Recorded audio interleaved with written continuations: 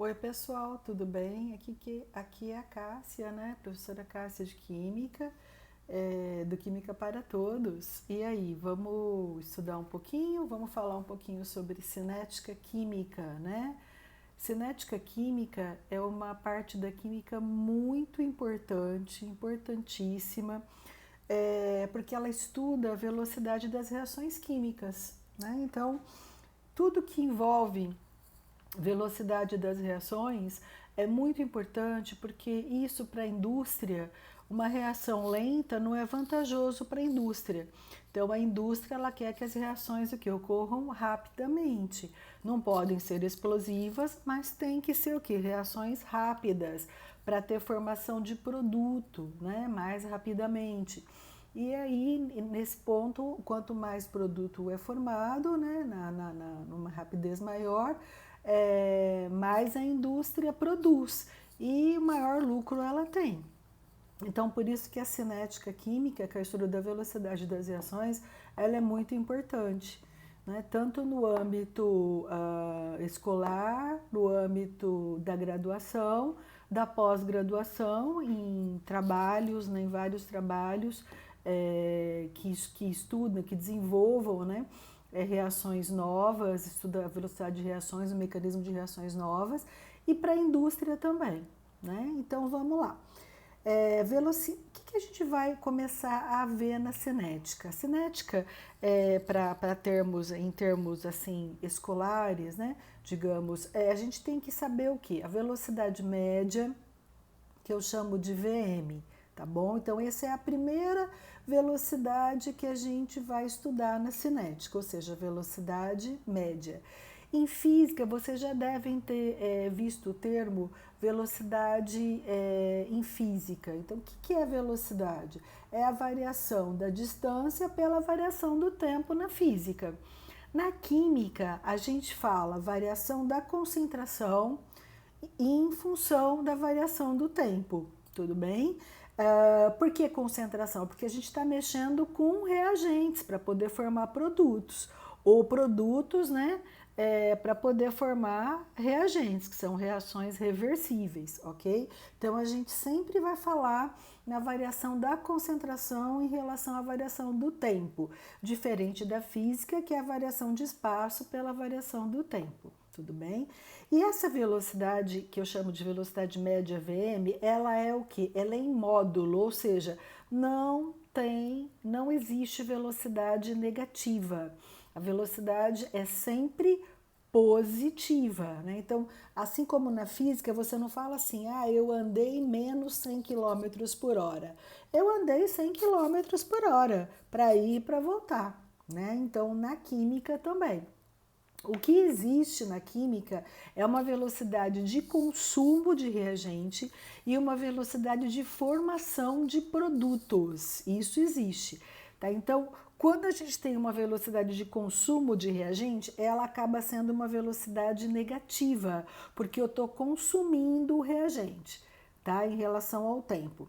E a velocidade de formação, a velocidade média de formação de produto, é uma velocidade média positiva, certo? Mas como a gente tem módulo, né? Ou seja, tanto no consumo de reagente quanto na produção de produtos, na formação de produtos, eu vou ter sempre uma velocidade média positiva, tá? Então, se você por acaso vê alguma coisa assim, velocidade média igual a menos 10 mol, litro a menos 1, segundo a menos 1. Significa que é uma velocidade média de algum reagente que está sendo consumido. Mas como ela é em módulo, ela acaba sendo 10 mol, litro a menos 1, segundo a menos 1, número positivo. Certinho, pessoal? Porque toda vez que eu tenho uma reação química, eu tenho um consumo de reagente e a formação de produto. E a formação de produto, né? Esse é o objetivo. Eu tenho reagente para poder formar produtos. Objetivo industrial, objetivo que eu quero chegar numa pesquisa, né? Em um trabalho, em um exercício, certinho? Beleza, então. Aonde delta, né, da concentração, essa concentração é o quê? É a concentração mol por litro, ou mol litro a menos 1, concentração molar. Então, é a variação da concentração molar de uma substância, que pode ser reagente ou pode ser produto de uma reação química, ok? E o ΔT, variação do tempo. O tempo ele pode ser dado no exercício segundo, minutos, horas, etc, tá? E a variação da concentração molar é sempre mol por litro, ou mol litro a menos 1. O que é variação, esse delta? Seria a concentração final, a molaridade final, menos a molaridade inicial, chamei de EMão, tá? Final, a gente tem produto, na química inicial a gente tem reagente. Então, eu posso falar que a molaridade do produto menos a molaridade do reagente, ou dos reagentes. Percebe, pessoal? Então, isso é o que? A variação da concentração que aparece na formulinha da velocidade média, em relação à variação do tempo, que é tempo final menos tempo inicial que aquela reação ocorreu. Certinho? Qual que é a unidade, né, de velocidade média? Como eu tenho uma variação de concentração em mol por litro pela variação do tempo, então aqui seria mol litro a menos 1 por tempo a menos 1, né, vezes tempo a menos 1. Tá? Então, aqui seria segundo menos 1, minuto menos 1, hora menos 1, depende do enunciado do exercício. Então, essa daqui é a unidade que você vai utilizar para dar os resultados da velocidade média, tá bom? Então, aqui eu coloquei um exemplo, tá? Vamos fazer um exemplozinho aqui, utilizando a formulinha da velocidade média. Calcule a VM, que é a velocidade média, para a H2O2, que é o peróxido de hidrogênio, sabendo-se que na sua decomposição, então uma reação de decomposição do peróxido de hidrogênio, a molaridade inicial é 0,80 mol por litro e a molaridade final, ou seja, a molaridade do reagente e molaridade dos produtos, é 0,5 mol por litro, no tempo de 10 minutos. Aqui a gente não falou do tempo inicial, mas quando não se fala no enunciado é porque o tempo inicial é 0 e o tempo final, no caso, são 10 minutos. Tá bom? Então vamos lá, vamos resolver. Resolução do exercício aplicando a fórmula da velocidade média. Então vamos lá. Em módulo, variação da concentração pela variação do tempo. Molaridade final menos inicial, produto menos reagente, tempo final menos tempo inicial, sempre em módulo. Qual é a molaridade final que ele deu no exercício dos produtos? 0,50. E a inicial, 0,80. O tempo final é 10, como ele não falou nada do inicial, é 0. Então, aqui eu teria o quê? Uma velocidade menos 0,03 mol litro a menos 1, minuto a menos 1, porque o tempo foi dado em minutos no enunciado. Só que eu tenho uma velocidade, isso aqui é uma velocidade de consumo, né? Se você ver aqui, ó, uma velocidade que vai dar negativa, tá? Só que isso significa que eu tenho aqui uma velocidade de consumo do reagente, certinho? Que é o peróxido, que é a decomposição do peróxido de hidrogênio para formar água e oxigênio, tá? Mas como é em módulo, vai ser sempre um número positivo. Então, a resposta, 0,03 mol litro a menos 1, minuto a menos 1. Ou 3 vezes 10 a menos 2, mol litro a menos 1, minuto a menos 1. Então, essa é a reação que ocorreu, né, no exercício acima. Aí eu tenho o peróxido em água, decompondo-se em água líquida mais oxigênio, tá? Balanceando, ficou 2 moles de peróxido para 2 de água para 1 de oxigênio. Então, nessa reação, como é que ficaria o gráfico, né, de velocidade média? Então, eu coloquei 2 gráficos aqui para vocês verem como é que fica. Se eu colocar o gráfico em relação ao reagente, que é o peróxido, em concentração mol litro a menos 1, em relação ao tempo em minutos, eu vou ter o quê? Eu vou observar exatamente o decréscimo da concentração do peróxido em relação ao tempo, porque vai ter uma decomposição formando água e oxigênio, que são os produtos. Consequentemente, os produtos, né, água e oxigênio, vai seguir essa curva ascendente, ou seja, quanto mais o tempo vai passando, eu tenho maior formação de produtos. Quanto mais o tempo vai passando, eu tenho o quê? Eu tenho mais consumo de reagente, aqui eu tenho maior formação de produtos. Então, você tem dois gráficos diferentes, né, que envolve a velocidade de consumo, quando eu tenho reagente, a velocidade de formação, quando eu tenho produtos numa reação química como essa aqui. Perfeito? Por isso que eu disse que no consumo a velocidade é negativa e na formação a velocidade é positiva. Mas como ela é dada em módulo, então vai ser sempre o número positivo. Ok? Então vamos falar um pouquinho também nesse vídeo sobre as condições para que ocorra uma reação química. Então uma condição favorável para que eu tenha, né, a ocorrência de uma reação química é o que? São as colisões que ocorrem entre os átomos que compõem aquelas moléculas da reação química. Ou seja, eu chamo de teoria da colisão. Significa o que isso? Significa o seguinte: se eu tenho elementos, né, no reagente que vão se colidir para formar os produtos e essa colisão vai ser certeira, favorável, ok? Com velocidade adequada, eu vou ter automaticamente a formação dos produtos, tá? Então, para isso, eu tenho o que eu chamo de teoria da colisão. Se a colisão, então, ela foi certeira, ela tiver uma velocidade adequada, ela tiver as condições de temperatura adequada, tudo certinho, concentração adequada, eu vou ter a formação dos produtos, porque os reagentes vão trabalhar, né? A teoria da colisão vai trabalhar para isso, para a formação dos produtos o mais rapidamente possível. Perfeito, pessoal? Isso eu chamo de teoria da colisão. É como se eu tivesse numa mesa de bilhar, né? Por exemplo, eu vou pegar a bolinha branca e vou tentar mirar na vermelha para derrubar a vermelha na caçapa. Perfeito? Então, o que eu vou fazer?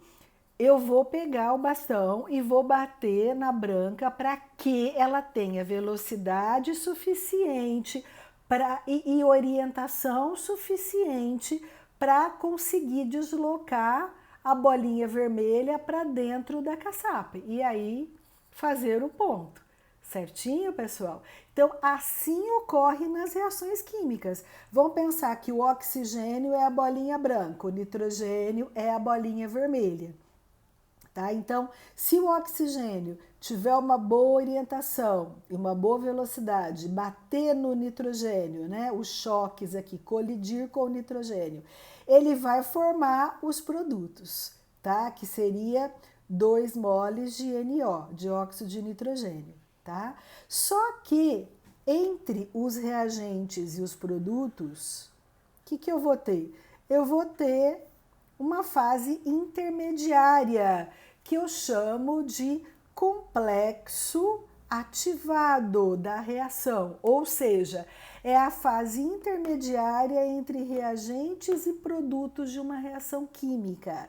Se essa fase intermediária, se esse complexo ativado for atingido o mais rapidamente possível, ou seja, a gente tem reagentes com velocidade razoável para que a reação ocorra, o choque foi certeiro, todas as condições necessárias, eu vou ter a formação do complexo ativado mais rápido, que é uma fase instável, uma parte instável, e automaticamente a formação dos produtos. Tá? Então, esse seria o mecanismo da reação. Pensando na mesa de bilhar, na bolinha vermelha, a bolinha branca e a bolinha vermelha, quando as duas se chocam naquela fração de segundos, seria a formação do complexo ativado. Olha que interessante, tá? E automaticamente a bolinha vermelha cai na caçapa, né? E aí seria a formação dos produtos. Quer dizer, o complexo ativado é uma fase muito intermediária, muito instável, ocorre em fração de segundos. Mas se eu não tenho condições específicas aqui no reagente para que o complexo ativado ocorra, aí a reação vai ser o quê? Não vai ser eficiente, não vai ter rapidez e produção de produto como deveria. Ok, pessoal? E a gente pode representar, então, o gráfico, né, do complexo ativado aqui, ó, nesse exemplo. Então, aqui nós já vimos no vídeo que eu postei de termoquímica, nós já vimos que a gente tem reações exotérmicas e reações endotérmicas, ok? Reação exotérmica são reações que liberam calor para o meio ambiente, ou seja, ela esquenta o frasco. Então, como que eu teria um gráfico para uma reação exotérmica? Vai lá no meu vídeo e você vai verificar, né, na aula de termoquímica tudo isso que eu estou falando aqui. Então, a cinética ela também depende um pouquinho de você ter um conhecimento na termoquímica, tá bom? Vai lá no meu vídeo que ele está explicando direitinho. Então, por exemplo, aqui eu tenho, ó, a entalpia, né, que é a energia em função do caminho da reação. Esse gráfico aqui, ele é específico para a reação exotérmica, que libera calor, ela tem uma variação de ΔH menor do que zero, negativa.